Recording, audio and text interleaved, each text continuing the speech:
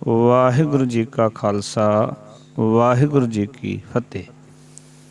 ਆਪ ਸਮੂਹ ਸੰਗਤਾਂ ਦਾ ਸਤਿ ਸ੍ਰੀ ਅਕਾਲ ਚੈਨਲ ਦੇ ਵਿੱਚ ਸਵਾਗਤ ਹੈ।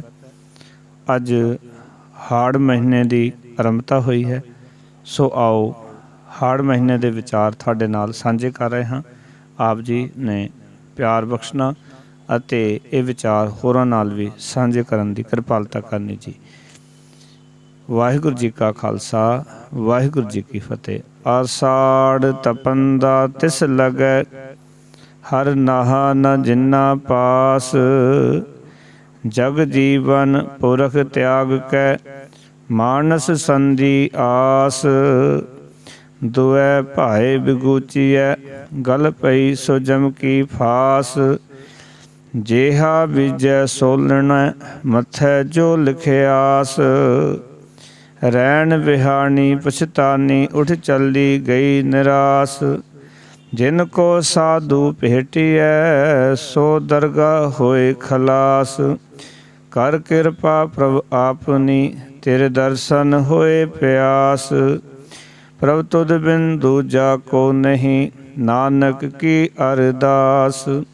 ਆਸਾੜ ਸੁਹੰਦਾ ਤਿਸ ਲਗੈ ਜਿਸ ਮਨ ਹਰ ਚਰਨ ਨਿਵਾਸ। ਸਾਧ ਸੰਗਤ ਜੀਓ, ਸਤਿਗੁਰੂ ਨੇ ਕਿਰਪਾ ਕੀਤੀ ਹੈ। ਅੱਜ ਹਾੜ ਮਹੀਨੇ ਦੀ ਆਰੰਭਤਾ ਹੋਈ ਹੈ। ਧੰਨ ਧੰਨ ਗੁਰੂ ਅਰਜਨ ਦੇਵ ਜੀ ਮਹਾਰਾਜ ਨੇ ਹਾੜ ਦੇ ਮਹੀਨੇ ਰਾਹੀਂ ਸਾਰੀ ਮਾਨਵਤਾ ਨੂੰ ਇਹ ਉਪਦੇਸ਼ ਬਖਸ਼ਿਸ਼ ਕੀਤਾ ਹੈ। ਸਤਿਗੁਰੂ ਜੀ ਆਖ ਰਹੇ ਹਨ, ਅਸਾੜ ਤਪੰਦਾ ਤਿਸ ਲਗੈ ਹਰ ਨਾਹਾ ਨ ਜਿਨਾ ਪਾਸ। ਹਾੜ ਦਾ ਮਹੀਨਾ ਉਸ ਜੀਵ ਨੂੰ ਤਪਦਾ ਪ੍ਰਤੀਤ ਹੁੰਦਾ ਹੈ। ਭਾਵ ਉਹ ਬੰਦੇ ਹਾੜ ਦੇ ਮਹੀਨੇ ਵਾਂਗ ਤਪਦੇ ਕਲਪਦੇ ਰਹਿੰਦੇ ਹਨ, ਜਿਨ੍ਹਾਂ ਦੇ ਹਿਰਦੇ ਵਿੱਚ ਪ੍ਰਭੂਪਤੀ ਨਹੀਂ ਵਸਦਾ। ਅਤੇ ਸਤਿਗੁਰੂ ਜੀ ਸਾਨੂੰ ਸਮਝਾ ਰਹੇ ਹਨ, ਜਗ ਜੀਵਨ ਪੁਰਖ ਤਿਆਗ ਕੈ ਮਾਨਸ ਸੰਧੀ ਆਸ। ਜਿਹੜੇ ਜਗਤ ਦੇ ਸਹਾਰੇ ਪਰਮਾਤਮਾ ਦਾ ਆਸਰਾ ਛੱਡ ਕੇ ਬੰਦਿਆਂ ਦੀ ਆਸਾ ਬਣਾਈ ਰੱਖਦੇ ਹਨ, ਉਹ ਵੀ ਇਸ ਤਰ੍ਹਾਂ ਹੀ ਕਲਪਦੇ ਹਨ, ਦੁਖੀ ਹੁੰਦੇ ਹਨ। ਗੁਰੂ ਸਾਹਿਬ ਜੀ ਸਮਝਾ ਰਹੇ ਹਨ, ਦੁਐ ਭਾਏ ਬਿਗੂਚੀਐ ਗਲ ਪਈ ਸੋ ਜਮ ਕੀ ਫਾਸ। ਫਿਰ ਉਹ ਤੋਂ ਬਿਨਾਂ ਕਿਸੇ ਹੋਰ ਦੇ ਆਸਰੇ ਰਿਆਂ ਖੁਆਰ ਹੀ ਹੋਈਦਾ ਹੈ, ਕਿਉਂਕਿ ਮਹਾਰਾਜ ਕਹਿੰਦੇ ਨੇ ਹਰ ਵਿਸਰਤ ਸਦਾ ਖੁਆਰੀ। ਹਰੀ ਨੂੰ ਵਿਸਾਰ ਕੇ ਮਨੁੱਖ ਦੀ ਹਮੇਸ਼ਾ ਹੀ ਖੁਆਰੀ ਹੁੰਦੀ ਹੈ। ਇਸ ਕਰਕੇ ਸਤਿਗੁਰੂ ਜੀ ਇੱਥੇ ਸਮਝਾ ਰਹੇ, ਜੋ ਵੀ ਕੋਈ ਹੋਰ ਆਸਰਾ ਤੱਕਦਾ ਹੈ, ਭਾਵ ਕਿ ਪਰਮਾਤਮਾ ਤੋਂ ਬਿਨਾਂ ਉਹਦੇ ਗਲ ਵਿੱਚ ਜੰਮਾਂ ਦੀ ਫਾਈ ਪੈਂਦੀ ਹੈ। ਭਾਵ ਕਿ ਉਸ ਮਨੁੱਖ ਦਾ ਜੋ ਜੀਵਨ ਹੈ ਉਹ ਸੈਮ ਦੇ ਅੰਦਰ ਬਤੀਤ ਹੁੰਦਾ। ਇਸ ਕਰਕੇ ਸਾਨੂੰ ਜਗਤ ਨੂੰ ਜੀਵਨ ਦੇਣ ਵਾਲੇ ਪਰਮਾਤਮਾ ਦਾ ਸਹਾਰਾ ਲੈਣਾ ਚਾਹੀਦਾ ਹੈ।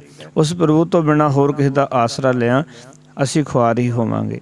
ਅੱਗੇ ਗੁਰੂ ਸਾਹਿਬ ਜੀ ਕਿਰਪਾ ਕਰ ਰਹੇ ਹਨ, ਸਮਝਾ ਰਹੇ ਹਨ, ਜੇਹਾ ਬੀਜੈ ਸੋ ਲੁਣੈ ਮੱਥੈ ਜੋ ਲਿਖਿਆਸ। ਕੁਦਰਤ ਦਾ ਨਿਯਮ ਹੈ ਕਿ ਮਨੁੱਖ ਜਿਹਾ ਬੀਜ ਬੀਜਦਾ ਹੈ, ਕੀਤੇ ਕਰਮਾਂ ਅਨੁਸਾਰ ਜਿਹੜਾ ਲੇਖ ਦੇ ਮੱਥੇ ਉੱਤੇ ਲਿਖਿਆ ਜਾਂਦਾ ਹੈ ਉਹੋ ਜਿਹਾ ਫਲ ਉਸ ਨੂੰ ਪ੍ਰਾਪਤ ਹੁੰਦਾ ਹੈ। ਭਾਵ ਕਿ ਕੀਤੇ ਹੋਏ ਕਰਮਾਂ ਅਨੁਸਾਰ ਜੋ ਵੀ ਅਸੀਂ ਕਰਮ ਕਰ ਰਹੇ ਹਾਂ ਉਹ ਸਾਡਾ ਲੇਖਾ ਲਿਖਿਆ ਜਾ ਰਿਹਾ ਹੈ, ਅਤੇ ਉਸ ਦੇ ਅਨੁਸਾਰ ਹੀ ਸਾਨੂੰ ਕੀਤੇ ਹੋਏ ਕਰਮਾਂ ਦਾ ਫਲ ਪ੍ਰਾਪਤ ਹੁੰਦਾ ਹੈ। ਗੁਰੂ ਸਾਹਿਬ ਜੀ ਸਮਝਾ ਰਹੇ ਨੇ, ਰੈਣ ਬਿਹਾਣੀ ਪਛਤਾਣੀ ਉੱਠ ਚੱਲੀ ਗਈ ਨਿਰਾਸ। ਜਗ ਜੀਵਨ ਪੁਰਖ ਨੂੰ ਵਿਸਾਰਨ ਵਾਲੀ ਜਿਹੜੀ ਜੀਵ ਇਸਤਰੀ ਹੈ, ਜਿਹੜੀ ਆਤਮਾ ਹੈ, ਸਾਰੀ ਜ਼ਿੰਦਗੀ ਪਛਤਾਵਿਆਂ ਵਿੱਚ ਗੁਜ਼ਾਰਦੀ ਹੈ ਅਤੇ ਉਹ ਜਗਤ ਤੋਂ ਟੁੱਟੇ ਹੋਏ ਦਿਲ ਨਾਲ ਤੁਰ ਪੈਂਦੀ ਹੈ। ਭਾਵ ਕਿ ਜ਼ਿੰਦਗੀ ਜਿਹੜੀ ਹੈ ਰੱਬ ਨੂੰ ਵਿਸਾਰ ਕੇ ਹਮੇਸ਼ਾ ਪਛਤੇਵਾ ਹੀ ਜ਼ਿੰਦਗੀ 'ਚ ਬਣਿਆ ਰਹਿੰਦਾ ਹੈ, ਅਤੇ ਅੰਤ ਸੰਸਾਰ ਤੋਂ ਜਾਣ ਵੇਲੇ ਵੀ ਉਹ ਜੀਵ ਇਸਤਰੀ ਟੁੱਟੇ ਹੋਏ ਦਿਲ ਨਾਲ ਚਲੀ ਜਾਂਦੀ ਹੈ, ਕਿਉਂਕਿ ਸੰਸਾਰ ਦੇ ਵਿੱਚ ਜਾਣ ਲੱਗਿਆਂ ਉਸ ਨੂੰ ਅਹਿਸਾਸ ਹੁੰਦਾ ਹੈ ਕਿ ਜਿਸ ਕੰਮ ਵਾਸਤੇ ਮੈਨੂੰ ਮਨੁੱਖਾ ਜੀਵਨ ਪ੍ਰਾਪਤ ਹੋਇਆ ਉਹ ਕੰਮ ਨਹੀਂ ਕੀਤਾ। ਅੱਗੇ ਸਤਿਗੁਰੂ ਜੀ ਕਿਰਪਾ ਕਰ ਰਹੇ ਹਨ, ਆਖ ਰਹੇ ਹਨ, ਜਿਨ ਕੋ ਸਾਧੂ ਭੇਟੀਐ ਸੋ ਦਰਗਾਹ ਹੋਏ ਖਲਾਸ। ਜਿਨ੍ਹਾਂ ਬੰਦਿਆਂ ਨੂੰ ਗੁਰੂ ਮਿਲ ਪੈਂਦਾ ਹੈ ਉਹ ਪਰਮਾਤਮਾ ਦੀ ਹਜ਼ੂਰੀ ਦੇ ਅੰਦਰ ਰੱਬ ਦੇ ਘਰ ਦੇ ਵਿੱਚ ਸੁਰਖਰੂ ਹੁੰਦੇ ਹਨ। ਭਾਵ ਕਿ ਉੱਥੇ ਆਦਰ ਮਾਣ ਪਾਉਂਦੇ ਹਨ। ਭਾਵ ਕਿ ਗੁਰੂ ਵਾਲੇ ਬੰਦਿਆਂ ਨੂੰ ਹੀ ਆਦਰ ਮਾਣ ਪ੍ਰਾਪਤ ਹੁੰਦਾ ਹੈ।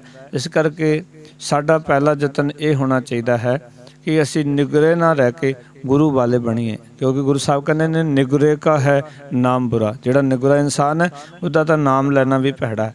ਇਸ ਕਰਕੇ ਅਸੀਂ ਗੁਰੂ ਵਾਲੇ ਬਣੀਏ, ਕਿਉਂਕਿ ਜਿਨ੍ਹਾਂ ਬੰਦਿਆਂ ਨੂੰ, ਜਿਨ੍ਹਾਂ ਮਨੁੱਖਾਂ ਨੂੰ ਗੁਰੂ ਮਿਲ ਪੈਂਦਾ ਹੈ ਉਹ ਪਰਮਾਤਮਾ ਦੀ ਹਜ਼ੂਰੀ ਦੇ ਵਿੱਚ ਖਲਾਸ ਦਾ ਅਰਥ ਹੈ ਆਦਰ ਮਾਨ ਪਾਉਂਦੇ ਹਨ, ਸੁਰਖਰੂ ਹੋ ਜਾਂਦੇ ਹਨ, ਉੱਥੇ ਪ੍ਰਵਾਨ ਹੋ ਜਾਂਦੇ ਹਨ। ਫਿਰ ਮਹਾਰਾਜ ਅੱਗੇ ਕਿਰਪਾ ਕਰ ਰਹੇ ਹਨ, ਕਰ ਕਿਰਪਾ ਪ੍ਰਭ ਆਪਨੀ ਤੇਰੇ ਦਰਸ਼ਨ ਹੋਏ ਪਿਆਸ ਹੈ ਪ੍ਰਭੂ।